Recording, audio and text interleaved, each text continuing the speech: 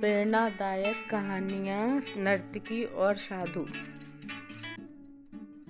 किसी गांव में एक साधु रहता था जो दिन भर लोगों को उपदेश दिया करता था। उसी गांव में एक नर्तकी थी जो लोगों के सामने नाचकर उनका मन बहलाया करती थी।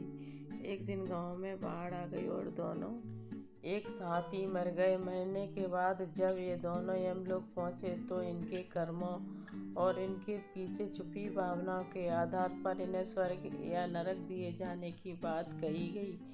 साधु खुद को स्वर्ग मिलने लेकर पूरा आश्वस्त था, वहीं नर्तकी अपने मन में ऐसा कुछ भी विचार नहीं कर रही थी। नर्तकी को सिर्फ फैसले का इंतजार था। तभी घोषणा हुई कि साधु को नरक और नर्तकी को स्वर्ग दिया जाता। इस फैसले को सुनकर साधु गुस्से से यमराज पर चिल्लाया और क्रोधित होकर बोला, है कैसा न्याय है महाराज? मैं जीवन भर लोगों को उपदेश देता रहा और मुझे नरक नसीब हुआ, जबकि यह स्त्री जीवन भर लोगों को रिझाने के लिए नाचती रही और इसे स्वर्ग दिया जा रहा है। ऐसा क्यों?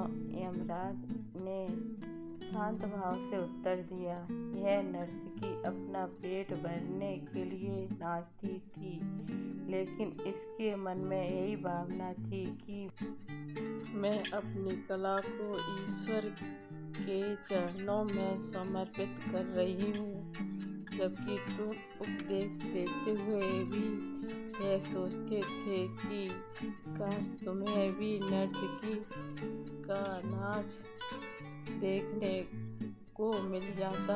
ये साधु, लगता है तुम इस ईश्वर के इस महत्वपूर्ण संदेश को भूल गए कि इंसान के कर्म से अधिक कर्म करने के पीछे की भावना मायने रखती है। अतः तुम्हें नरक और नर्तकी को स्वर्ग दिया जाता।